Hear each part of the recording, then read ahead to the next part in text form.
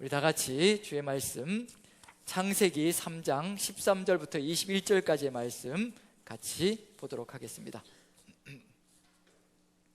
창세기 3장 13절부터 21절까지의 말씀, 어떤 내용이 있는지 가정에서도 자녀들과 함께, 그리고 이곳에서도 우리 모두 한마음이 되어서 같이 한번 봉독하는 시간을 갖습니다. 같이 읽습니다. 시작. 여호와 하나님이 여자에게 이르시되 내가 어찌하여 이렇게 하였느냐? 여자가 이르되 뱀이 나를 꾀므로 내가 먹었나이다.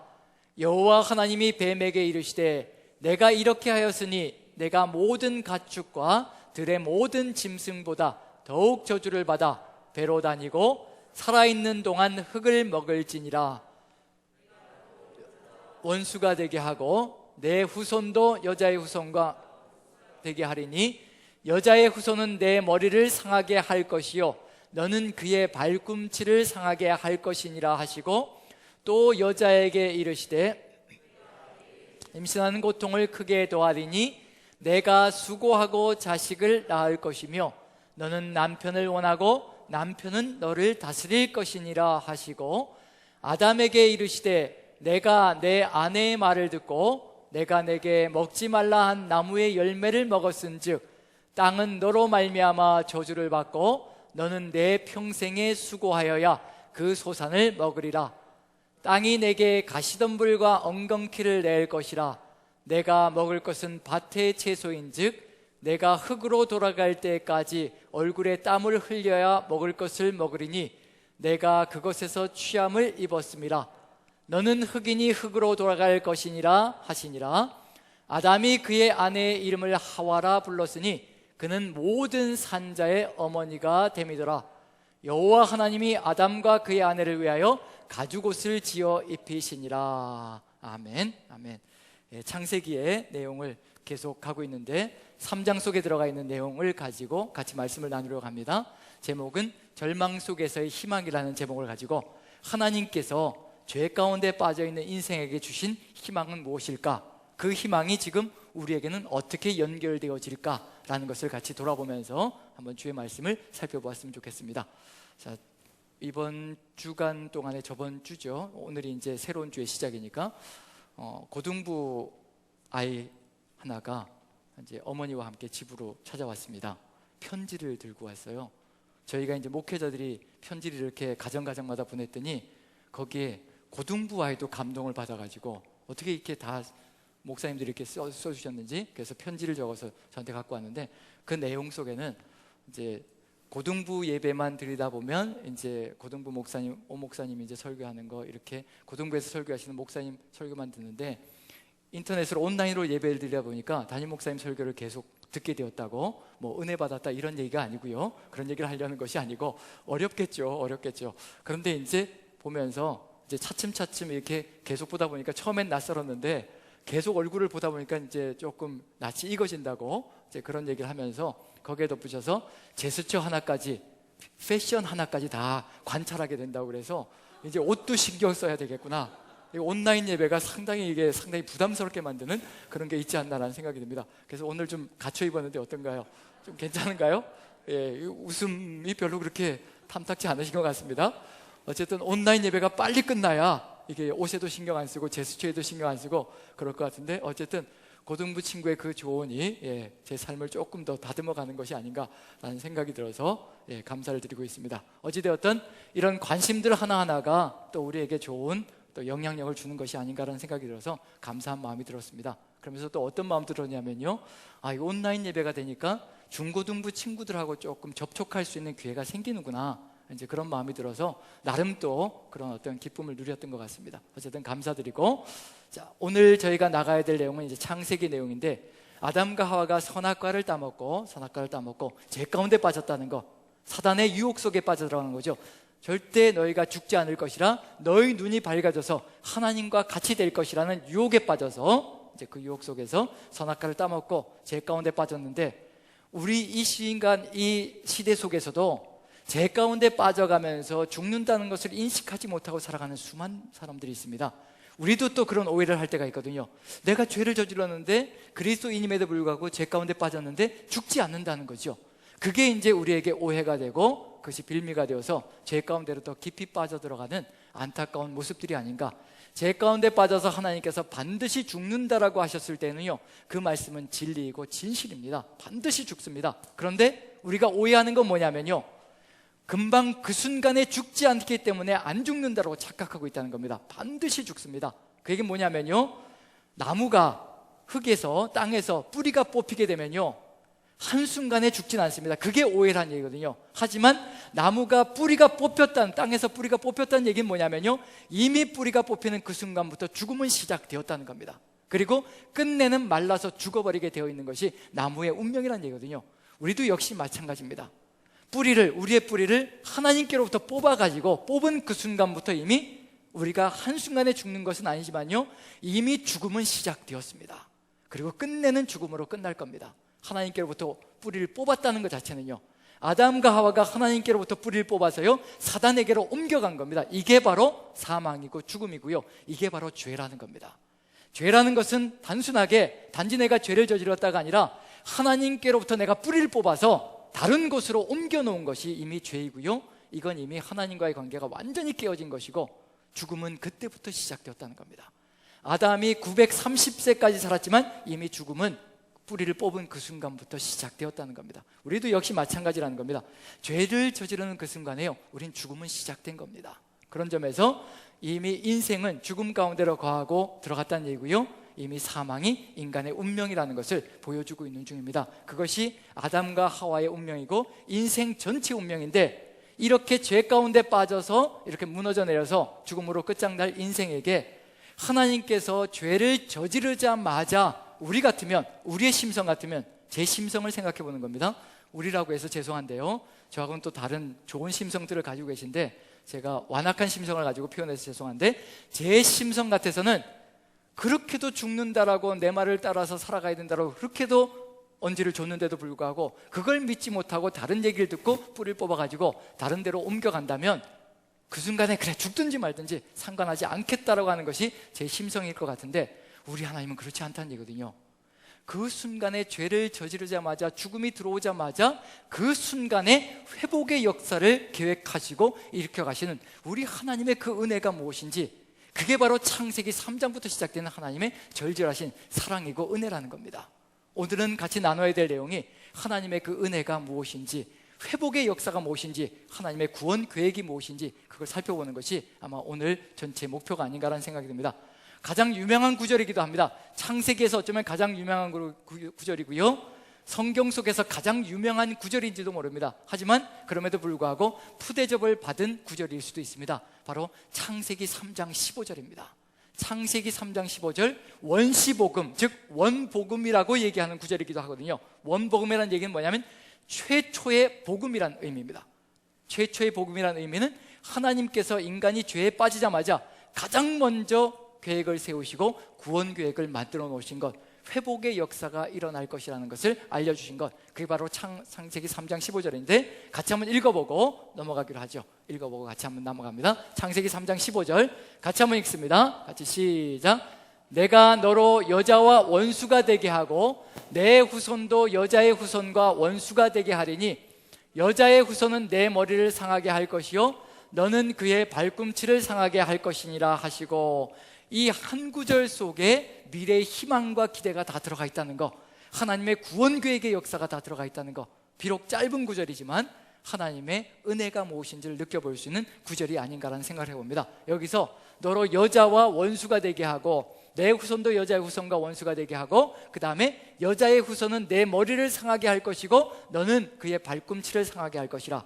궁극적으로 이 속에는 뭐가 들어가 있냐면요, 거대한 하나님 나라가 완전하게 이루어질 때까지, 즉 무슨 얘기냐면요, 우리 구주 예수께서 오시기까지, 그리고 다시 또 재림하실 때까지 일어날 일이 무엇인지를 그대로 보여주고 있는 중입니다. 거대한 대립과 전쟁이 끊임없이 펼쳐질 것이라는 걸 보여주고 있습니다. 무슨 얘기냐면요, 사단의 후손과 뱀의 후손과 여자의 후손이 극렬하게 영원토록 지속적인 싸움을 싸울 것이라는 거. 누가 오실 때까지냐면요, 예수 그리스도께서, 우리는 지금 재림을 기다리고 있죠. 예수 그리스도의 재림이 올 때까지는, 재림이 이루어질 때까지는 끊임없이 사단의 후손과 그 다음에 우리 여자의 후손의 싸움이 이루어질 것이라는 거, 끊임없는 전쟁이라는 얘기입니다. 이 전쟁 속에서 승기를 잡는 쪽, 결국은 누가 될 것인가? 승기를 잡는 쪽이 누가 될 것인가? 뱀은 여자의 후손의 발꿈치를 상하게 할 것이고요, 그 다음에 여자의 후손은 내 머리를 상하게 할 것이라. 누가 이긴다는 얘기일까요? 결국은요, 자, 발꿈치를 상하는 자가, 상하게 하는 자가 이길까요? 머리를 상하게 하는 자가 이길까요? 어느 쪽이 더 치명타를 입는 걸까요? 결국은 치명타를 입는 건 머리를 상하게 하는 것이 치명타가 되겠죠. 그럼 결국 무슨 얘기냐면요, 뱀이 결국은, 사단이 결국 진다라는 그런 의미가 들어가 있습니다. 그런 내용을 가지고 있는데, 하지만 중요한 건 뭐냐면요, 후손들에 의해서 이루어진다라고 분명히 기록되어져 있습니다. 뱀의 후손들이 있고 여자의 후손들이 있다고 얘기를 하고 있는 중입니다. 그럼 결국 이 세상에는 두 가지 종류의 후손들이, 두 가지 종류의 인생들이 있다는 것을 보여주는 거죠. 왜냐하면요, 뱀의 후손은 분명히 사단이 직접 애를 낳아서 키우는 존재들은 아닐 거란 얘기거든요. 왜냐하면 영적인 존재들은 결혼을 할 수 없고요, 결혼해서 자녀를 생산할 수가 없습니다. 그게 영체들의 특징이라는 얘기거든요. 그렇다면 사단의 후손이라는 존재들도 역시 마찬가지로 인생 속에서 가려질 겁니다. 인생 속에서 어떤 존재들은 계속해서 사단의 뒤를 쫓아갈 것이고요, 그들이 사단의 후손이 될 것이고요, 그 다음에 여자의 후손은 이제 하나님의 뜻을 받들어서 회복의 길을 따라서 가는 존재가 있을 것이라는 거. 그럼 결국 인생들 속에서도 뭐로 나뉠 것이냐면 사단의 후손과 여자의 후손으로, 즉 하나님의 백성으로 나뉘어져 갈 것이라는 거. 희망은 어디에 있을 것이냐면요, 여자의 후손에게 희망이 들어가 있다는 얘기입니다. 이제 뱀도 사단도 자신의 후손을 세우려고 끊임없이 안간힘을 써댈 거고요, 그 다음에 여자도 하나님의 뜻을 받들어서 후손을 잉태하고 낳는 그런 역사가 펼쳐질 겁니다. 하나님의 뜻을 따라가는 사람들과 사단의 뜻을 따라가는 존재들로 나뉘어서 극렬한 전쟁이 벌어질 것이라는 거. 하지만 여자에게 주어진 희망은 뭐냐면요, 죄를 먼저 저지른 여인에게 주어지는 희망은 이제 여자의 후손에게 희망이 있다. 그럼 누구에게 희망이 있다는 얘기인가요? 어디에 희망이 있다는 얘기인가요? 미래 희망이, 회복의 희망이, 여자의 후손에게 희망이 있다는 얘기는 누구에게 희망이 있다는 얘기인가요? 이제 여기서 예수 그리스도까지 나가자. 그럼 이제 뭐가 되느냐면요, 4000년 더 기다려라, 이 얘기밖에 안 되는 겁니다. 그러면 이제 아담과 하와에게는 이게 희망이 될까요? 절망이 될까요? 절망 속에서의 희망이라는 것이 오늘 설교의 제목이거든요. 만약에 아담과 하와에게 너희에게 희망이 있다, 내가 이제 구원 계획을 세웠다, 4000년 뒤에 이렇게 후손이 와서 이제 회복의 역사를 일으킬 것이라, 너희는 그때까지 그냥 살아라, 이러면 어떤 희망이 될까요? 절망이 될까요? 우리 아담과 하와에게는, 우리에게는 희망일 거예요. 왜냐하면 우리는 이미 예수 그리스도를 만났으니까요. 우리에게는 희망입니다. 이게 어떤 성경 해석법이냐면요, 그리스도인 중심적인 해석법입니다. 그럼 구약시대 때도 누구는 살고 있나요? 아담과 하와의 후손들은 계속해서 4000년을 누가 없이 살아야 되냐면요, 예수 그리스도가 없이 살아야 합니다. 그들에게도 희망이 있어야 되잖아요. 그들에게도 회복에 대한 희망이 있어야 될 거잖아요. 그 안에도 하나님께서는 예수 그리스도께서 오시기 전에도 수많은 희망을 보여주시면서 그들을 이끌어 가신다는 거, 그걸 이제 우리는 봐야 되거든요. 그걸 통해서 뭘 또 느껴봐야 되냐면요, 여자의 후손이 희망이라는 얘기, 회복의 기회이고 희망이라는 얘기는 뭐냐면요, 지금 우리에게도 뭐가 될 수 있다는 얘기냐면요, 우리의 자녀들이 회복의 희망이 될 수가 있다는 얘기입니다. 우리에게 자녀를 주시는 이유는 도대체 무엇일까? 그것이 하나님의 계획 속에 분명히 들어가 있는 이유가 있을 겁니다. 아담과 하와에게 자녀를 주시는 이유가 뭘까? 이제 자녀들이 희망이라는 얘기입니다. 그 자녀들 때에 회복이 일어날 수 있다는 희망을 주시고 계시다는 얘기거든요. 우리에게도 역시 마찬가지입니다. 우리 때에는 이 정도까지밖에 못했지만 우리 자녀들 때에서 하나님께서는 더 놀라운 것을 계획하시고 더 놀라운 하나님 나라를 꿈꾸시며 그 자녀들과 함께 이루어 가실 것이라는 거, 그게 우리가 가져야 될 희망이라는 얘기거든요. 하나님께서 우리에게 주신 희망이라는 얘기입니다. 그럼 결국은 지금 아담과 하와에게 가장 필두가 되어서 기다리는 것이 무엇일까? 여자의 후손이라는 얘기거든요. 그 얘기를 듣자마자, 이 복음을 듣자마자, 원복음을 듣자마자 아담이 아내의 이름을 짓습니다. 그 전까진 여자의 이름이 없었습니다. 이름을 짓습니다. 뭐라고 이름을 지을까요? 하와라고 이름을 짓습니다. 하와. 히브리어로 이제 하와라는 단어인데요, 이 하와라는 단어는 모든 산자의 어머니다라는 뜻입니다. 모든 산자의 어머니. 하야, 히브리어로 하야라는 단어가 있고 하임이라는 단어가 있거든요. 하임, 하야다, 생명이라는 뜻입니다. 그 어근을 가지고 있는 것이 하와라는 이름의 뜻입니다. 생명이라는 뜻이에요. 본질적으로요. 무슨 얘기냐면요, 이제 여자를 통해서 생명이 주어진다는 겁니다.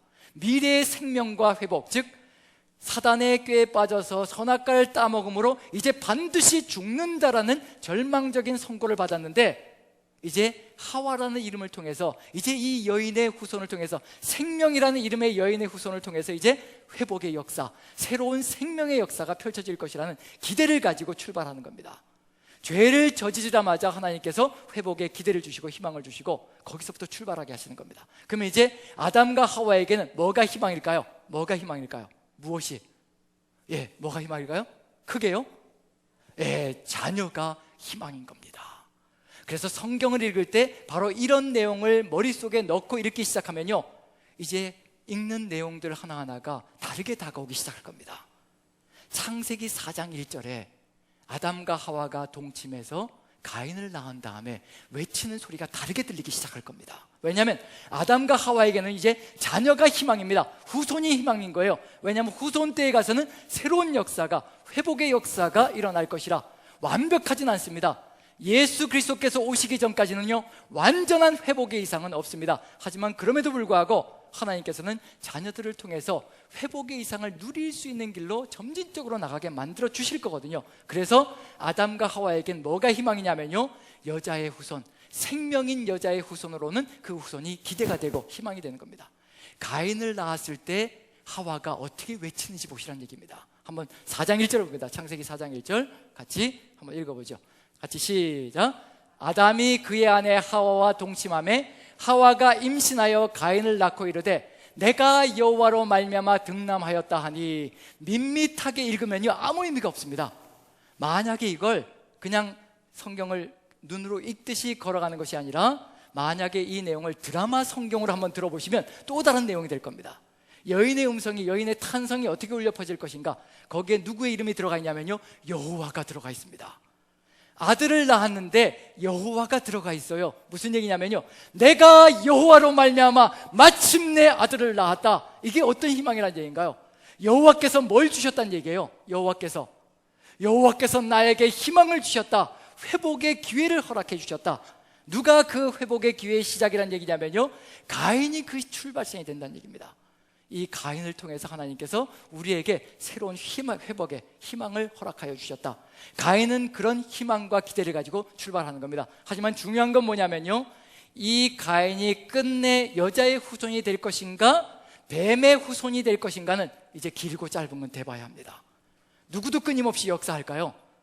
하나님께서도 여자의 후손을 통해서 역사하시겠지만 누구도 함께 역사하고 있는 중이냐면요, 사단도 절대 쉬지 않을 것이라는 얘기거든요. 사단도 자신의 후손을 세워서 끊임없이 경쟁하고 대결하려고 끊임없이 덤벼들 겁니다. 자기 편으로 만들려고 안간힘을 써댄다는 얘기거든요. 그런 역사 속에서 어떻게 하나님의 뜻을 받들며 걸어가야 될 것인가. 이제 가인의 이야기가 비록 출발선은 내가 여호와로 말미암아 등남하였다라는 희망찬 선포로 시작했는데, 이것이 끝까지 갈 것인가 무너져 내릴 것인가, 이 희망을, 이 기대를 새롭게 만들어 갈 것인가 좌절시킬 것인가, 그것은 이제 가인이 누구의 후손이 될 것인가에 따라서 달라지는 겁니다. 역시 우리도 마찬가지입니다. 우리가 하나님의 희망이 되고 세상의 빛이 되고 소금이 되는 역사가 이루어질 것인가 아닌가는요, 우리가 누구의 후손으로 결정이 되고 말 것인가에 따라서 달라지는 겁니다. 끝까지 예수 그리스도의 뒤를 따라가는 십자가의 용사가 될 것인가, 아니면 선악과를 베어물고 사단의 뒤를 따라서 결국 사단의 후손으로 결정되고 말 것인가. 지금도 그 전쟁은 이루어지고 있는 중입니다. 그 전쟁이 끊임없이 펼쳐지고 있는 중이라는 얘기거든요. 우리에게도 구약 성경이 중요한 이유는 바로 그러한 것들 속에서 우리는 어떤 길을 선택하며 어떻게 서 있어야 될 것인가, 그걸 중요하게 바라봐야 될 필요가 있다는 겁니다. 자, 가인의 이야기 속에서 질투심이 싹트오기 시작합니다. 이게 문제가 되기 시작하는 거죠. 질투심이 들어오고 있다는 얘기는 뭐냐면 이미 죄가 움직이기 시작하고 있다는 얘기입니다. 아벨의 제사는 받아주시고 자기의 제사는 받지 않은 것, 먼저 인간이 하나님이 받지 않았을 때 가장 먼저 돌아봐야 될 것은 하나님을 향한 분노가 아니라 자기 자신을 향한 그런 회개의 몸짓이 되어야 하는데, 왜라는 그런 음성을 통해서 하나님께 불만을 품고 이제 질투심을 품기 시작합니다. 하나님께서도 아시는 거죠. 그 질투, 사단이 심어놓는 그 질투심이 성장하게 되면 결국 그 질투가 사람을 죽인다는 것까지도 아십니다. 그래서 나타나셔서 가인에게 제재를 가하십니다. 그런데 가인이 그것을 듣느냐 안 듣느냐, 그게 문제가 되는 거죠. 한번 살펴봅니다. 어느 정도인지, 가인에게 들어와 있는 죄성이 어떤 것인지 한번 살펴보죠. 창세기 4장 6, 7절입니다. 같이 한번 읽어봅니다. 같이 시작. 여호와께서 가인에게 이르시되 내가 분하여 하면 어찌 됨이며 안색이 변하면 어찌 됨이냐. 내가 선을 행하면 어찌 낯을 들지 못하겠느냐. 선을 행하지 아니하면 죄가 문에 엎드려 있느니라. 죄가 너를 원하나 너는 죄를 다스릴지니라. 하나님께서 이미 아시고요, 죄가 극성을 부리기 시작하고 누구의 후손이 되려고 지금 몸부림을 치고 있다는 얘기인가요? 가인이요. 여자의 후손이 아니라, 하나님의 뜻을 받드는 여자의 후손이 아니라 어느 쪽으로 넘어가고 있는 중이냐면요, 뱀의 후손으로 지금 넘어가고 있는 중이거든요. 그럼 세상은 더 사악해지고 더욱더 철저하게 세상은 망가져가는 역사가 펼쳐질 겁니다. 그걸 아시고 하나님께서 막으시려고 하시는 겁니다. 이게 하나님의 은혜라는 겁니다. 우리가 죄 가운데 빠지려고 할 때 죄 가운데 빠지지 않도록 얼마나 수많은 시간을 노력하시고 애쓰시며 우리를 붙들어 가시려고 애쓰셨는지 지금은 우리가 이해할 수 못할 수 있습니다. 하지만 하나님 앞에 섰을 때요, 저는 어떤 느낌이 드냐면요, 우리가 하나님 앞에 섰을 때 파노라마처럼 한순간에 모든 것이 확 스쳐갈 것이라고 생각합니다. 죽음에 임박한 사람이 자기 인생을 파노라마처럼 본다라고 얘기를 하거든요. 저는 파노라마처럼 우리 인생 전체를 보여주실 것이라고 생각합니다. 그러면 그 자리에서 무릎을 꿇지 않을 사람이 없을 것이라, 하나님께 가서 내가 따질 것이라, 내 인생살이 왜 이렇게 만드셨는지 따질 것이라 라고 생각하며 살아왔던 사람들이 그 파노라마를 한번 보고 나면 그 자리에서 무릎을 꿇지 않을 수밖에 없는 그런 역사. 하나님께서 이렇게도 나를 위해서 공을 들이셨구나, 그런 것들이 한순간에 스쳐 지나갈 때 하나님의 은혜가 무엇인지를 절절하게 깨닫지 않을까라는 생각을 해봅니다. 여기도 역시 마찬가지입니다. 죄를 짓기 전에요, 미리 먼저 오시는 겁니다. 죄를 짓지 못하게 만드시기 위해서요, 죄로 빠지지 않기 위해서, 사단의 후손이 되지 않게 만드시려고 하나님께서 노력하시고 애쓰시는 그 역사가 이 안에 분명히 들어가 있다는 겁니다. 미리 이렇게 말씀하시는데, 죄가 어느 정도로 무서운지 보시라는 얘기입니다. 아담과 하와 시절의 죄의 모습을 보시고요, 그 다음에 가인 시절, 다음 때로 넘어왔어요. 죄는 절대로 그대로 멈춰져 있지 않습니다. 사단이 절대로 멈춰져 있지 않다는 얘기예요. 죄가 어느 정도로 심각하게 변질되어져 가는지, 얼마나 죄성이 강해져 가는지 보시라는 얘기입니다. 그게 이제 창세기 3장과 4장 속에 들어가 있는 내용이거든요. 한번 비교를 해보죠. 여기 보면 7절을 보시면요, 감사합니다. 내가 선을 행하면 어찌 낯을 들지 못하겠느냐. 선을 행하지 아니하면 죄가 문에 엎드려 있느니라. 죄가 너를 원하나 너는 죄를 다스릴지니라. 여기 맨 끝에 나와 있는 거, 죄가 너를 원하나 너는 죄를 다스릴지니라. 성경을 읽으시면서는요, 같은 표현이 나오면 같이 비교해 봐야 됩니다. 왜 이렇게 비교할 수 있는 표현을 주시는 걸까? 비교를 통해서요, 죄가 얼마나 심각한 것인지 깨닫게 만드시려고 이런 표현을 가져가시는 겁니다. 죄가 너를 원하나 너는 죄를 다스릴지니라. 3장에 이와 똑같은 구문이 나와 있습니다. 한글로도 잘 번역이 되어져 있어서요, 히브리어 원어를 보지 않아도 충분히 찾아갈 수 있습니다. 자, 3장과 4장을 비교해 봅니다. 같이 한번 읽어보죠. 3장을 보시면요, 3장 16절 같이 한번 읽어봅니다. 같이 시작. 너는 남편을 원하고 남편은 너를 다스릴 것이니라. 여기 원하고 히브리어로 테슈카, 그 다음에 다스릴 것이니라 마샬, 그 다음에 창세기 4장 7절 같이 한번 읽죠. 같이 시작. 죄가 너를 원하나 너는 죄를 다스릴지니라. 테슈카 마샬. 똑같은 히브리어 원어로 사용합니다. 이 문장이 같은 의미를 가지고 가고 있다는 얘기거든요. 어떤 의미냐면요, 자, 3장에 보시면 너는 남편을 원하고 남편은 너를 다스릴 것이니라. 죄에 빠지고 나니까 인간의 사랑이 어떻게 돼버리나요? 인간의 사랑이요, 요즘도 발생하고 있는 일입니다. 예수 그리스도 안에 거하지 않고서는요, 모든 사람들이 이와 같이 될 수밖에 없습니다. 너는 남편을 원하고 남편은 너를 다스릴 것이니라. 사랑이라는 것이, 남녀 간의 사랑이라는 것이, 하나님의 그 사랑이라는 것이요, 집착으로 애착으로 변해버리는 것, 변질되어 버리는 겁니다. 죄는 모든 것을 변질시켜 버립니다. 인간의 사랑까지도 변질시켜서요, 집착이 되게 만드는 겁니다. 요즘도 뉴스 보면 데이트 폭력이라는 게 나오잖아요.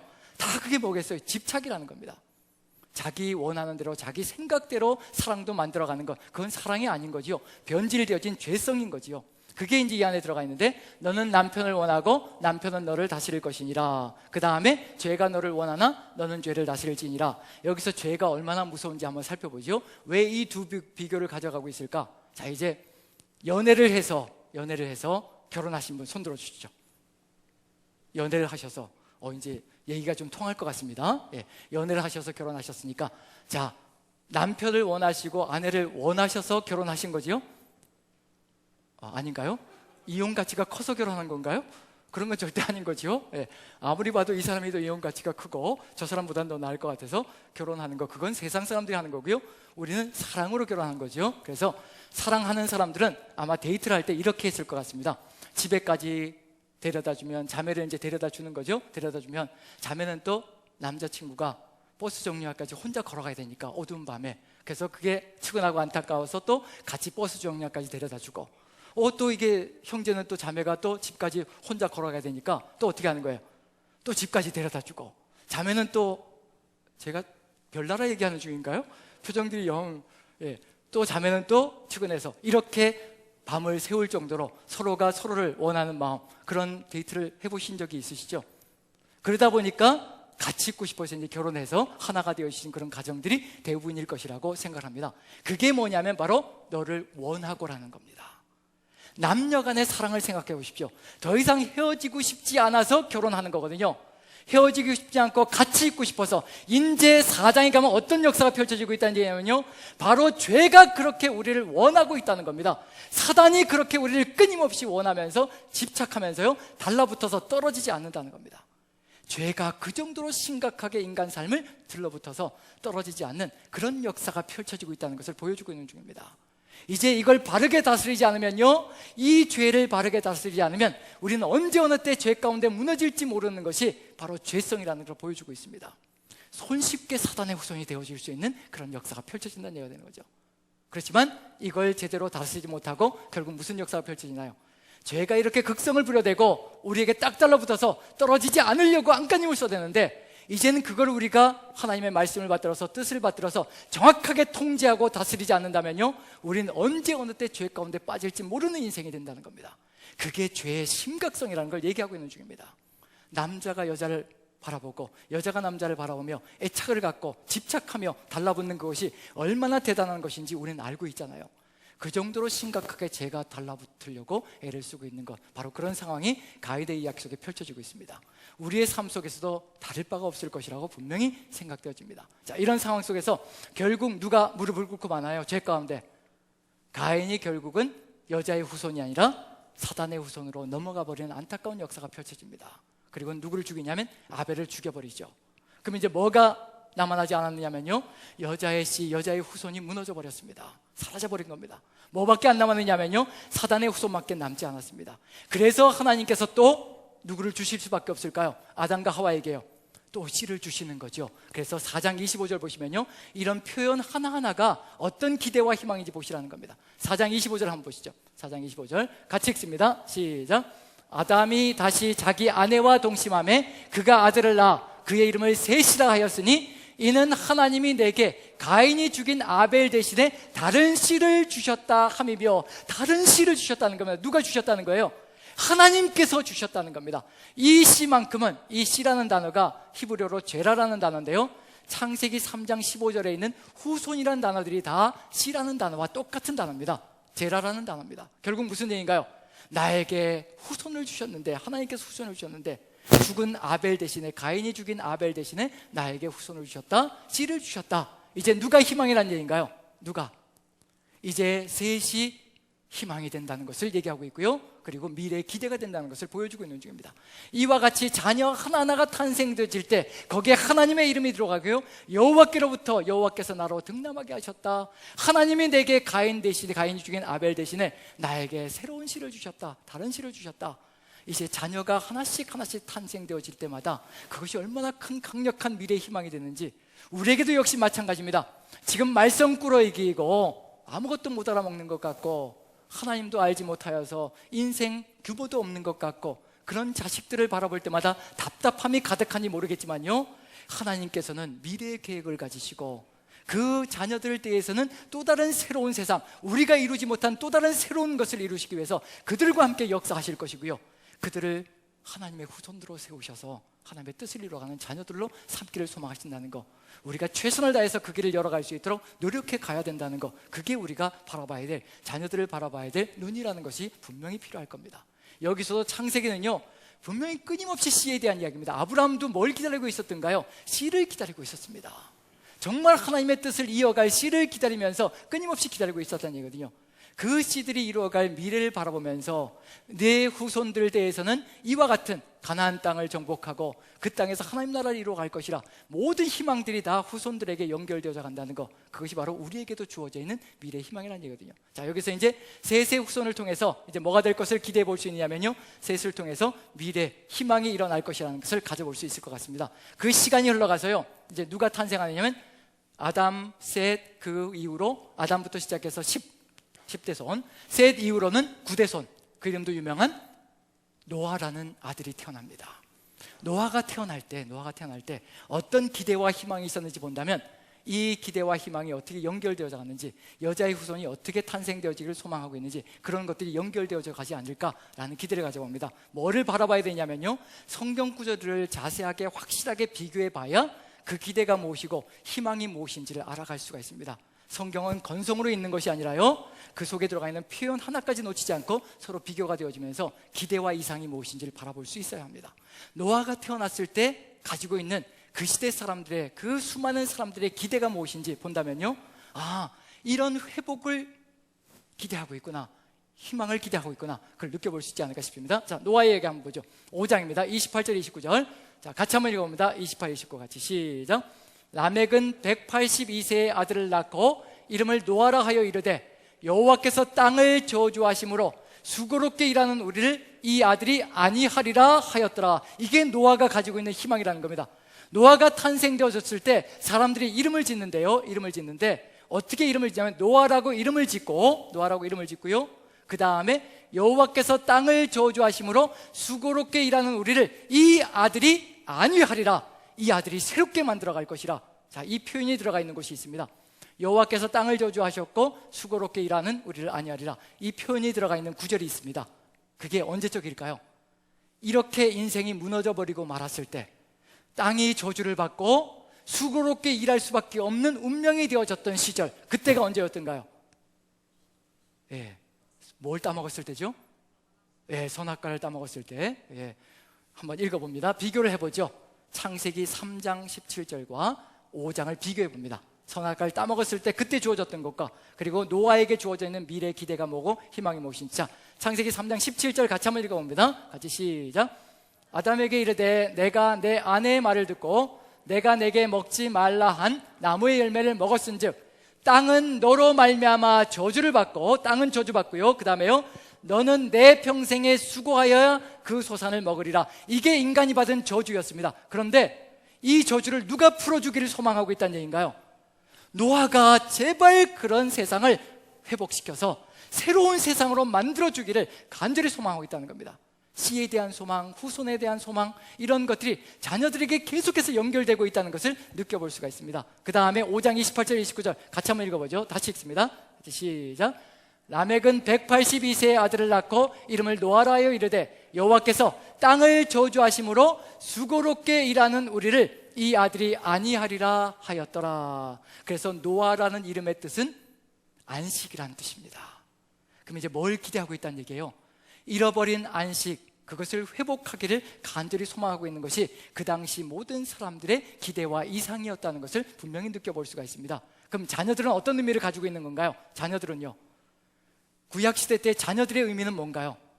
하나님께서 이 자녀들 때는 뭘 해주시길 소망했다는 얘기인가요?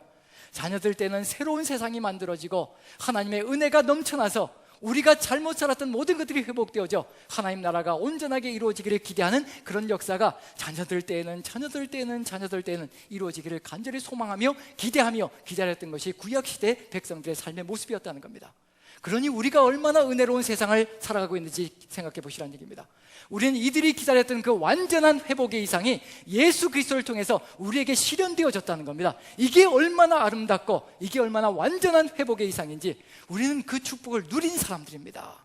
그러니 그 은혜가 얼마나 큰 것인지, 하나님을 향하여 찬양을 얼마나 높이 올려야 될 존재들인지 그게 기억이 되고 그게 생각이 나는 거죠. 자, 이게 바로 구약 성경의 내용인데, 자녀들이 어떤 이상을 가지고 있는지 우리가 이제 회복해야 될 것이 뭐냐면요, 우리들의 삶뿐만 아니라 자녀들의 삶까지도 기대를 가지고 하나님께서 어떤 역사를 이루어갈 것인지, 바로 이와 같이 땅을 저주하심으로 수고롭게 일하는 우리를 이 아들이 아니하리라. 우리 자녀들 때에는 이 세상이 조금 더 밝아지고 조금 더 깨끗해지고 조금 더 흑암의 세력이 걷어져서 좀 더 하나님 나라가 깊어지고 열려지는 그런 역사가 있기를 소망하는 것, 우리에게도 똑같거든요. 그래서 하나님께서 자녀들을 주시는데, 이제 시를 한 가지 좀 같이 읽어보려고 합니다. 메리 보탐 호이트가 쓴 시인데요, 신이 우리에게 자녀를 주는 이유, 신이 우리에게 아이들을 보내시는 이유, 그걸 한번 제목을 가지고 같이 한번 시를 읽어봅니다. 자, 제목은 뭐냐면 신이 아이들을 보내는 이유. 이걸 보면서 성경 속의 내용들을 한번 비교해 보시기 바랍니다. 같이 한번 읽어봅니다. 같이 시작. 신이 우리에게 아이들을 보내는 까닭은 시합에서 1등을 만들려고 보내는 것이 아니다. 우리의 가슴을 더 열게 하고 우리를 덜 이기적이게 하고 더 많은 친절과 사랑으로 우리 존재를 채우기 위해서다. 우리 영혼에게 더 높은 목적을 깨우기 위해서다. 신이 우리에게 아이들을 보내는 까닭은 신께서 아직 포기하지 않았다는 뜻이다. 여전히 우리에게 희망을 걸고 있다는 뜻이다. 저도 여기에 적극적으로 공감합니다. 신이 우리에게 자녀들을 주시는 이유는요, 아직도 포기하지 않았고 너희 다음 때도 세력이 새가 있을 것이고 다음 때도 역시 나라가 이루어질 것이며 나의 뜻이 이루어지는 역사가 연결되어져 갈 것이라, 내가 아직도 이 세상을 끝장내지 않을 것이라 결심하고 너희들에게 자녀들을 주는 것이라. 이 자녀들 때에까지 내가 기대를 가지고 희망을 가지고 내 역사를 이루어갈 것이라. 너희들이 해야 될 일들을 최선을 다해서 이루어가고 자녀들을 위해서도 기도해주고 그 자녀들 때에는 하나님 나라가 조금 더 밝게 열려갈 수 있도록 그들을 북돋아서 세워가는 것, 우리가 걸어가야 될 사명의 길이 될 겁니다. 신이 우리들에게 자녀들을 주는 이유는요, 시합에서 1등 하라고, 1등 만들라고, 너희들 자랑거리 만들어서 큰소리치고 선악과 더 크게 만들어가라고 자녀들을 주는 이유가 아니라, 우리 하나님께서 아직도 기대를 버리지 않으셨고 아직도 희망을 버리지 않으셨다는 것을 일깨우시기 위해서 우리들에게 자녀를 주시는 것이라는 것, 그게 구약 성경 속에서 그대로 이루어졌고요, 바로 우리 시대에도 그대로 이루어지고 있는 하나님의 뜻이라는 것을 우리가 새긴다면요, 자녀들이 얼마나 큰 이상을 가지고 있는 것인지, 우리는 그걸 잃어버렸는지 모르겠지만요, 구약시대 때는 그 씨를 갖는다는 것, 후손을 갖는다는 것은요, 미래의 희망이었고 그리고 기대였고 회복의 역사라는 것을 끊임없이 가슴에 새기면서 걸어갔던 사람들의 이야기라는 겁니다. 그걸 우리가 가슴 속에 같이 새긴다면요, 우리도 자녀들을 보는 눈이 달라질 것이고 그리고 자녀들을 향한 기대가 달라질 것이라는 것을 분명히 느껴볼 수 있을 것이라 생각되어집니다. 자, 이렇게 해서 뭐가 연결되느냐면요, 이제 셋의 후손을 통해서 노아도 결국 성공적이었던가요? 실패했던가요? 결국 마지막 순간에는 또 어디로 넘어가 버린 거예요? 술 취해가지고 저주하는 역사가 펼쳐지고요, 저주를 풀어내라고, 땅이 저주를 받아서 그 저주를 풀어내라고 노아를 세워놓고 탄생시켜 주셨는데 마지막 순간에는 포도주에 취해서 자식을 또 저주하는 역사가 안타깝게 펼쳐지는 겁니다. 저주에 저주를 또 퍼붓는 안타까운 역사가 되는 거죠. 그런 일이 벌어지고 있다는 얘기입니다. 그건 이제 노아의 이야기를 할 때 노아가 포도주에 취했다는 것이 도대체 어떤 의미인지, 이게 술 한 번 마시고 일탈한 것, 절대 그런 얘기 아니라는 겁니다. 우리도 술 한 번 마시고 일탈했던 적 있잖아요. 저도 여기서 끊도록 하겠습니다. 은혜가 안 될 것 같아서. 그런 시절들이 있었던 기억이 있습니다. 필름이 다 끊겨져 나갔던 시절이 있었다는 얘기거든요. 하나님을 잘 모르던 시절, 그 시절에 그런 시절이 있었습니다. 그럼 이미 그거 하나로도 누구와 똑같은 거냐면요, 이미 노아와 같이 사단의 후손이 되어버린 거죠. 하지만 그거 한번 일탈을 얘기하는 게 절대 아니라는 겁니다. 노아에게 있어서 포도주에 취했다는 것은 그 일생 후반부 전체를 상징하는 것이기 때문에 그것이 안타까운 거라는 겁니다. 그럼 마지막 순간에 뭐가 되었다는 얘기냐면요, 여자의 후손으로서 모든 것을 회복해야 될 기대와 이상으로 출발했던 노아가 결국 마지막 순간에는 여자의 후손이 아니라 사단의 후손으로 돌변해버렸다는 것이 바로 역사의 마지막 결론이라는 얘기거든요. 그게 안타까움이라는 겁니다. 끊임없이 사단도 역사하고요, 하나님께서도 역사합니다. 누구의 후손이 될 것인가는 끊임없이 우리가 주님 앞에서 바르게 서나갈 때 달라질 수 있다는 얘기거든요. 노아가 실패했고요, 또다시 누구를 주셨나요? 아브라함을 주셨고요, 아브라함을 통해서 또 씨를 주셨지요. 아브라함이 그렇게도 끊임없이 기다렸던 것, 25년의 세월 동안 75세 출발해서 100세 얻은 아들 이삭을 얻기까지 끊임없이 씨를 기다리며 살아갔던 세월입니다. 그 후손 이삭이 태어났고요, 그리고 이삭을 통해서 또 야곱과 에서가 태어났고요, 야곱을 통해서 마침내 뭐가 탄생되어졌나요? 이스라엘 12지파가 탄생되어졌지요.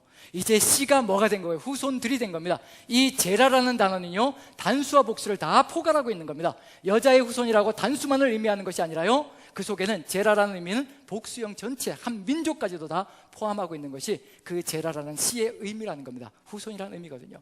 결국 마침내 여자의 후손이 뭐가 됐냐면요, 이스라엘이라는 하나님의 백성이 되었습니다. 하나님이 얼마나 기쁘셨을까 한번 생각해 보십시오.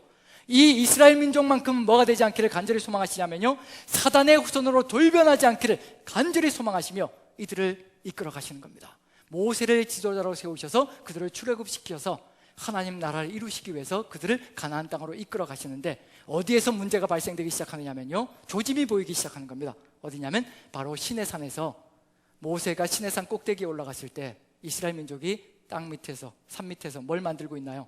금송아지를 만들고 있죠. 그때 모세가 내려와서 이스라엘 민족을 향해서, 아론과 이스라엘 민족을 향해서 선포하는 내용을 보면요, 어디로 돌아설 수 있다는 것을 보여주는지, 그리고 누구의 조롱거리가 되어주고 있는지 그걸 보여주고 있는 중입니다. 한번 읽어봅니다. 출애굽기 32장입니다 32장 25절 같이 읽어보죠. 한번 같이 시작. 모세가 본즉 백성이 방자하니 이는 아론이 그들을 방자하게 하여 원수에게 조롱거리가 되게 하였습니다. 여기서 도대체 갑자기 원수란 단어가 왜 튀어나올까? 그냥 넘어가면 아무 의미 없이 그냥 읽어버릴 수가 있습니다. 여기서 분명히 이스라엘 민족이 타락했는데요, 이스라엘이 타락했습니다. 그런데 모세는 분명히 뭐라고 얘기하냐면요, 원수에게 조롱거리가 되게 하였다는 겁니다. 이 원수가 도대체 누구일까요? 하나님을 대적하는 존재란 얘기거든요. 분명히 이스라엘 민족을 대적하는 존재는 하나님을 대적하는 존재입니다. 하나님과 원수가 되어 있는 존재라는 얘기거든요. 이미 어디에서도 보여줬냐면요, 창세기 3장 15절에서도 여자의 후손과 너의 후손이 원수가 될 것이라. 결국 하나님의 백성으로 나뉘어져 가고 사단의 백성으로 나뉘어져 간다는 얘기거든요. 그럼 결국은 여기에서 이스라엘 민족이 타락하는 그 순간에 누구의 조롱거리가 된다는 얘기인가요? 결국은 사단과 사단의 후손의 조롱거리가 된다는 것을 보여주고 있는 중입니다. 것 봐라, 죄 가운데 빠져서 또 똑같지 않느냐? 더 나을 것이 뭐가 있느냐? 너네나 나나? 더 나을 것이 뭐가 있느냐? 끊임없이 우리는 누구의 손가락질을 받을 수 있는 존재가 될 수 있다는 얘기냐면요, 바로 사단의 조롱거리, 하나님이 조롱을 받으시는 겁니다. 하나님께서 공들여서 저렇게 세워나와야 무슨 소용이 있습니까? 십자가에 못 박히시고 달려봐야 무슨 소용이 있습니까? 똑같은 꼴을 보십시오, 저런 꼴을 보십시오 라고 한다면 우리만 조롱을 당하는 것이 아니라요, 하나님이 이미 조롱을 당하시고 계시는 중입니다. 그런 역사가 펼쳐지고 있는 중입니다. 이 대립관계는요, 끊임없이 펼쳐지고 있는 일이라는 것을 우리가 깨달아야 될 필요가 있습니다. 하나님의 나라를 이루며 하나님께 영광을 돌릴 것인가, 사단에게 터전을 내어줌으로 말미암아 사단이 조롱할 거리를 만들어낼 것인가, 그게 바로 우리가 삶 속에서 결단하며 걸어가야 될 삶의 모습이란 얘기입니다. 이스라엘이 조짐을 보여주고 있습니다. 이런 조짐들을 바르게 세우기 위해서 또 지도자들을 세워주시는 거죠. 그 대표적인 인물이 누구일까요? 이스라엘 민족을 나라로서, 왕으로서 이끌어가는 대표적인 인물, 다윗을 둘 수가 있겠죠. 다윗을 선택해서 이스라엘 민족으로 하나님 나라로 세우시기 위해서 이끌어 가시는 겁니다. 그런데 또 다윗도 결국 또 어떻게 되었나요? 또 밧세바를 범하고 우리아를 죽이고, 그때 이 내용과 같은 내용이 등장한다는 것을 깨달으면요, 똑같은 역사가 또 펼쳐지고 있구나. 하나님의 마음이 얼마나 답답하실까. 여자의 후손을 통해서 하나님 나라 이루시고 하나님의 백성을 이루어가기를 간절히 소망하시는데 또 이렇게 원수에게 조롱거리가 되게 만들어 간다면 얼마나 안타까운 역사가 펼쳐질 것인가. 사무엘하 12장 나단 선지자가 찾아와서 다윗에게 하는 이야기를 들어보십시오. 이런 단어들을 하나하나 연결시켜 가다 보면요, 창세기 3장 15절과 별개가 아니라는 걸 깨달을 수가 있습니다. 자, 사무엘하 12장 13절 14절 보시면요, 나단 선지자가 다윗에게 왔을 때 다윗이 나단에게 이렇게 고백합니다. 자, 한번 읽어봅니다. 13, 14절 같이 시작. 다윗이 나단에게 이르되 내가 여호와께 죄를 범하였노라 하매 나단이 다윗에게 말하되 여호와께서도 당신의 죄를 사하셨나니 당신이 죽지 아니하려니와 이 일로 말미암아 여호와의 원수가 크게 비방할 거리를 얻게 하였으니 당신이 낳은 아이가 반드시 죽으리이다 하고, 여호와의 원수에게 또 조롱거리가 되는 안타까운 역사가 만들어졌습니다. 어찌하면 좋겠습니까? 여자의 후손들을 통해서요, 하나님께서는요, 하나님 나라를 당당하게 이루어 가시려고 하시는 중이거든요. 그런데 그 나라를 이루어 가야 될 지도자들, 백성들이 모두 원수에게, 즉 여호와의 원수에게, 사단에게 끊임없이 조롱거리가 되는 이런 안타까운 역사를 만들어가고 있는 중입니다. 내 후손이나 네 후손이나 하나님 내 사단의 후손이나 당신 여호와의 후손이라고 하는 저 아이들이나 뭐 다를 바가 있습니까? 똑같지 않습니까? 하는 짓거리 보십시오. 내가 키운 자식들 간음하고 살인하고 그런 짓거리 벌이는 거 당신 자식들이나 우리 자식들이나 똑같지 않습니까? 다를 게 뭐가 있습니까? 그런데 무슨 나라를 만든다고, 뭐 별개의 나라를 만든다고 그렇게 큰 소리 치십니까? 이게 우리 하나님이 받고 계시는 조롱이란 얘기입니다. 누구에게 받고 있느냐면요, 원수에게 조롱거리가 되어지고 있다는 겁니다. 여호와의 원수에게. 지금 우리가 이 세상 속에 살아가면서 우리와 우리 자녀들이 하나님의 은혜 가운데 하나님의 뜻을 받들어가는 하나님의 사람들로 서나가지 못한다면요, 끊임없는 사단의 조롱 속에서, 우롱 속에서 우리가 우롱받는 것은 괜찮습니다. 하지만 전능하신 하나님께서, 영원하신 하나님께서 우리의 죄 때문에 조롱당한다는 것은 있을 수도 없는 얘기고요, 정말 있어서도 안 되는 이야기가 바로 그 이야기라는 것을 분명히 우리가 느껴봐야 될 필요가 있을 겁니다. 이와 같이 구약시대 때요, 끊임없이 하나님께서 여자의 후손을 통해서 희망을 주시고 그런데 끊임없이 또 인간은 죄 가운데 빠져서 절망으로 떨어지고 이제 더 이상 이런 것을 좌시하실 수 없으셔서 누가 오실 수밖에 없느냐면요, 더 이상은 인간을 이렇게 놔두실 수가 없으셔서 결국 우리 하나님께서 이 땅에 오시는 겁니다. 이 모든 인생들, 이 죄 가운데서 끄집어내지 않으면 사단의 굴레에서 절대로 빠져나올 수 없을 것이라는 것을 너무나 잘 아시고 스스로 이 땅으로 오시기를 소망하시고 우리를 죄에서 구원하시기 위해서 오신다는 것, 누구에게로 오실까? 분명히 창세기 3장 15절 뭐라고 되어 있냐면요, 여자의 후손과 사단의 후손이라고 나뉘어져 있거든요.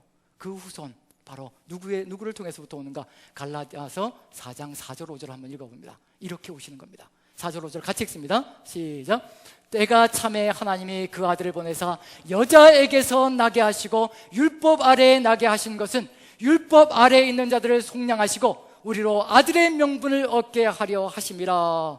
하나님께서 드디어 때가 참에 여자에게서 아들을 낳게 하셨다. 여자의 후손으로 하나님께서 이 땅에 오셨다라고 분명히 얘기하고 있습니다. 창세기 3장 15절의 그 원복음이요, 완전하게 이 땅에 실현되는 역사가 예수 그리스도를 통해서 온전하게 이루어졌다는 것을 선포하고 있는 겁니다. 예수 그리스도께서 이 땅에 오셔서 우리를, 이제 드디어 우리를요, 뿌리를 뽑아가지고 하나님께로부터 뿌리를 뽑아서 사단에게로 옮겨갔던 우리의 모든 뿌리를 다시 또 사단에게서 뽑아서 하나님께로 옮겨서 하나님의 자녀로 삼아주시려고 이 땅에 오셔서 우리를 회복의 길로 가게 만들어주시는 역사가 펼쳐지는 것, 그게 바로 예수 그리스도의 이 땅에 오심이라는 겁니다. 4,000년의 역사의 그 기나긴 과정들을 하나님께서 인내하시고 기다리시며 결국 마침내 이 땅에 오셔서 우리를 하나님의 나라로 이끌어 가시는 역사가 펼쳐지고 있다는 것, 이제 더 이상은 우리는 다른 길로 가지 말아야 된다는 것, 4,000년의 그 하나님의 기다리심과 회복의 역사를 다시는 무효화시키지 않는 것이 우리의 사명이 되어야 한다는 것이 분명히 들어가 있는 중입니다. 이렇게 해서 그럼에도 불구하고요, 예수님께서 이 땅에 여자의 후손으로 이 땅에 오셔서 완전한 회복을 가져가시려고 하심에도 불구하고 결국 사단의 후손과 여자의 후손의 싸움은 치열하게 공방전으로 계속될 것이라는 거, 예수님이 공생애를 하실 때도요, 결국 사단의 후손들과의 씨름은 끊임없이 벌어졌다는 겁니다. 그게 바로 요한복음 8장을 보시면요, 8장에 유대인들이 그 역할을 감당하고 있는데 하나님의 백성이라고 하는 유대인들이 바로 누구의 후손인지 보시자는 얘기입니다. 예수님과의 싸움이 벌어지는데요, 자, 요한복음 8장을 보시면요, 한번 천천히 읽어보죠. 같이 천천히 시작. 대답하여 이르되 우리 아버지는 아브라함이라 하니 예수께서 이르시되 너희가 아브라함의 자손이면 아브라함이 행한 일을 할 것이오늘. 여기 유대인들이 예수님께 우리는 아브라함의 후손이다, 유대인이다, 이스라엘이다 라고 강조하고 있습니다. 그런데 예수님께서는 다르게 이야기했습니다. 40절부터 같이 읽습니다. 시작. 지금 하나님께 들은 진리를 너희에게 말한 사람이 나를 죽이려 하는도다. 아브라함은 이렇게 하지 아니하였느니라. 지금 뭘 하려고 하는 중이냐면요, 여자의 후손의 발꿈치를 상하게 하려는 사건이 벌어지려고 하는 중입니다. 그 사건을 얘기하고 있는 중입니다. 죽이려고 하는 거예요. 하지만 그 죽음은 절대로 죽음으로 끝나지 않을 겁니다. 여자의 후손이 발꿈치를 상하지만 사단의 뱀의 머리를 격파하기 위해서 부활하실 거라는 겁니다. 자, 41절부터 같이 읽습니다. 같이 시작. 너희는 너희 아비가 행한 일들을 하는도다. 대답하되 우리가 음란한 데서 나지 아니하였고 아버지는 한 분뿐이시니 곧 하나님이시로다. 예수께서 이르시되 하나님이 너희 아버지였으면 너희가 나를 사랑하였으리니 이는 내가 하나님께로부터 나와서 왔음이라. 나는 스스로 온 것이 아니요 아버지께서 나를 보내신 것이니라. 어찌하여 내 말을 깨닫지 못하느냐? 이는 내 말을 들을 줄 알지 못함이로다. 44절 같이 읽습니다. 너희는 너희 아비 마귀에게서 났으니 너희 아비의 욕심대로 너희도 행하고자 하느니라. 그는 처음부터 살인한 자요 진리가 그 속에 없으므로 진리에 서지 못하고 거짓을 말할 때마다 제 것으로 말하느니 이는 그가 거짓말쟁이요 거짓의 아비가 되었습니다. 유대인들이 누구의 자식이라고 얘기하고 있나요? 누구의 자식이라고 얘기하고 있나요? 너희 아비 마귀의 자식이다라고 예수님께서 단언하고 계시는 중입니다. 만약에 여자의 후손으로 하나님의 뜻을 받들어가는 그런 길을 걸어간다면요, 절대 예수님을 배척할 수가 없습니다. 예수님을 알아보고 그 자리에서 무릎을 꿇고 주님을 받들어야 되는 그런 역사가 펼쳐질 것이거든요. 하지만 예수 그리스도를 알아보지 못한다는 것, 하나님의 뜻 가운데 거하지 않고 있다는 얘기고, 누구의 후손이 되어버렸다는 얘기냐면요, 바로 사단의 후손, 뱀의 후손이 되어버렸다는 것을 분명히 보여주고 있는 중입니다. 그리고 이 뱀의 후손이 되어버린 유대인들을 통해서 결국 무슨 일이 벌어지는가? 예수님께서 발꿈치를 상하는 십자가 사건이 벌어집니다. 하지만 그것이 끝이 아니라는 것은 분명하지요. 부활하시는 그 능력을 통하여서 누구의 머리가 격파되는 건가요? 부활 역사를 통해서 사단이 끊임없이 거머쥐고 있던 것, 사망과 음부의 권세라는 그 권세가 산산조각이 나버립니다. 이것이 얼마나 엄청난 것인지, 우리에게는 이제 죽음이 두렵지 않고요, 죽음이 끝이 아니라는 것을 너무도 명확하게 우리에게 주님의 부활의 승리가 알려주고 있는 중입니다. 죽음이 두렵지 않기 때문에 순교자가 될 수 있는 길이 열려지는 거고요, 순교의 제물이 되는 것도 안타깝게 여기지 않는, 기꺼이 당하는 그런 역사가 우리에게 펼쳐진다는 겁니다. 순교자는 달래 발생되어지는 것이 아니라 바로 우리 구주 예수 그리스도의 부활의 승리, 사단이 이제 죽음을 관해서 아무것도 할 수 없다는 것을 이미 우리가 믿고 확신하기 때문에 우리의 역사가 연결되어질 수 있다는 얘기입니다. 이게 뭐냐면 예수 그리스도께서 부활하시는 그 순간에요, 사단의 머리를 밟으시는 사건이 펼쳐진 겁니다. 요한계시록은 그걸 분명하게 보여주고 있습니다. 사단이 어떻게 패배했는가, 완전히 끝장났다는 것을 보여주는데요, 하늘에서요. 한번 요한계시록 12장, 이제 앞으로 나갈 내용인데요, 요한계시록으로 넘어가서 한번 봅니다. 12장 9절부터 12절까지 9절 먼저 한번 읽어보죠. 같이 읽습니다. 시작. 큰 용이 내쫓기니 옛뱀 곧 마귀라고도 하고 사단이라고도 하며 온 천하를 꿰는 자라. 그가 땅으로 내쫓기니 그의 사자들도 그와 함께 내쫓기니라. 왜 내쫓겼느냐? 하늘에서 더 이상 있을 장소가 없다는 얘기가 되는 거죠. 예수 그리스도께서 부활하시고 승천하시며 하늘나라로 올라가시자 사단은 이제 거리를 찾지 못하는 겁니다. 인간의 모든 죄가 다 사함을 받았기 때문에 이제 사단은 그 어떤 거리도, 즉 죄를 걸 수 있는, 빌미를 걸 수 있는 것이 아무것도 없어졌습니다. 우리 인간을 향해서 빌미를 걸 수 있는 것이 아무것도 없었습니다. 죄가 다 용서함을 받았다는 얘기거든요. 그래서 하늘에서 있을 장소를 찾지 못하고 10절 보시면요, 같이 한번 읽어봅니다. 시작. 내가 또 들으니 하늘에 큰 음성이 있어 이르되 이제 우리 하나님의 구원과 능력과 나라와 또 그의 그리스도의 권세가 나타났으니 우리 형제들을 참수하던 자, 곧 우리 하나님 앞에서 밤낮 참수하던 자가 쫓겨났고, 우리를 참수하던 자입니다. 하지만 예수 그리스도께서 십자가 지심으로 우리의 죄가 완전히 끝남으로 이제 더 이상 참수할 거리를 찾지 못하고 이제는 하늘에서 있을 장소가 없어진 것이 바로 사단의 운명이라는 것을 보여주고 있는 중입니다. 사단이 쫓겨나고요, 이제는 더 이상 어디밖에는 관여하지 못하는 님의 11절 12절 같이 한번 읽어보죠. 시작. 또 우리 형제들이 어린 양의 피와 자기들이 증언하는 말씀으로서 그를 이겼으니 그들은 죽기까지 자기들의 생명을 아끼지 아니하였도다. 그러므로 하늘과 그 가운데 거하는 자들은 즐거워하라. 그러나 땅과 바다는 화 있을진저 이는 마귀가 자기의 때가 얼마 남지 않은 줄 알므로 크게 분내어 너희에게 내려갔음이라 하더라. 이제 어디밖에는 관할할 수 있는 권리가 없다는 얘기냐면요, 이 땅밖에는 없다는 얘기입니다. 왜냐하면 아직도 이 땅엔 누가 있기 때문이냐면요, 아직도 예수 그리스도의 십자가 부활에 대해서 인정하지 않는 수많은 사람들이 있기 때문에 아직도 자신의 후손들이 있는 장소는 어디냐면요, 이 땅밖에 없다는 겁니다. 이 땅에서 아직도 자신의 후손들이 되어지는 그 존재를 들먹여서 이용하여서 하나님 나라를 어찌하든지 격파하려고 무진장 애를 쓰고 있다는 거. 하지만 우리는 걱정하지 말아야 될 것은 뭐냐면요, 11절 보시면 또 우리 형제들이 어린 양의 여기 12절을 봅니다. 12절. 그러므로 하늘과 그 가운데 거하는 자들은 즐거워하라. 그러나 땅과 바다는 화 있을진저. 두 가지로 나뉘어집니다. 하늘과 그 가운데 거하는 자들과 땅에 거하는 자들. 그럼 우리는 어디에 거하고 있는 중인가요? 하늘에 거하고 있는 중인가요? 땅에 거하고 있는 중인가요? 어디인가요? 정확하게 좀 얘기해 주시죠. 하늘인가요? 땅인가요? 예, 여기서 두 가지가 나와서 지금 사단의 후손도 있는 것 같고요, 느낌이. 이게 하나님의 후손도 있는 것 같고 지금 느낌이 그래서 그렇죠. 우리는 어디에 거하고 있는 거죠? 예, 지금 우리는 예수 그리스도를 구주로 영접하고 바른 땅을 딛고 있지만요, 이미 삶은 어디를 살아가고 있는 중이냐면요, 영생의 기쁨을 누리며 살아가고 있습니다. 우리는 어디에 속한 사람이냐면요, 하늘에 속한 사람들입니다. 그래서 요한계시록 읽을 때 절대 염려하지 말라는 겁니다. 예수 그리스도를 구주로 영접하고 이 땅에서 영생을 누리며 주님과 함께 걸어가는 사람들은요, 바른 땅을 딛고 있을지 몰라도 이미 하늘을 살고 있는 사람이라는 것, 하늘과 그 가운데 거주하고 있는 존재라는 것을 믿고 확신하며 염려치 말라는 겁니다. 땅에 거하는 존재들이 아니라는 겁니다. 하나님을 믿지 않는 존재들이 아니기 때문에 염려할 것이 없다는 얘기입니다. 지금 우리에게 간절히 필요한 것, 이제 예수 그리스도께서 재림하실 때까지, 우리 구주께서 재림하실 때까지요, 우리와 우리의 후손들, 우리의 자손들이 끊임없이 걸어가야 될 길은 딱 한 가지뿐이 없습니다. 무엇을 살아가야 될 필요가 있냐면요, 바로 하늘을 살아가는 겁니다.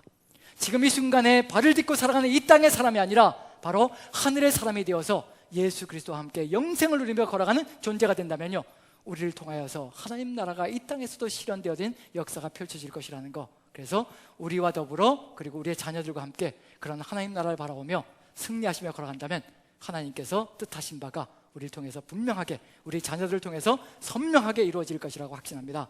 우리가 이 정도까지밖에 못 이뤄냈다면요, 우리 자녀들 대해서는 더욱더 아름답게 성공적으로 하나님의 뜻을 이루어가는 그런 역사가 펼쳐질 수 있도록 우리가 간절히 기도하며 나아가야 될 사명이 있다는 것을 가슴에 새기시고 여러분들의 삶 속에서 승리하시는 삶이 되시기를 간절히 축원드립니다. 아멘. 기도하겠습니다.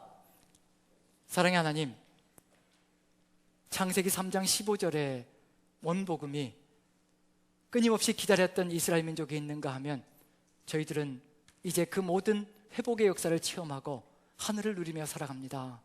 참으로 감사합니다. 하늘을 누리며 살아가는 이 삶을 끊지 않게 도와주시고 아버지, 무너지지 않게 도와주시어서 사단의 유혹 속에 거하는 삶이 되지 않도록 하나님 은혜 가운데 붙들어 역사하여 주시옵소서. 그래서 우리 자녀들까지도 우리가 그 삶으로 이끌어가므로 하나님의 뜻이 이루어지는 역사가 더욱더 활짝 열려져가는 그런 세대를 경험할 수 있게 축복의 축복을 더하여 주시옵소서. 하늘아버지께서 우리의 삶을 이끌어 가시고 우리 자녀들의 삶까지도 인도해 가실 줄로 믿고 우리 구주 예수 그리스도 존귀하시는 받들어 감사하며 기도합나이다. 아멘.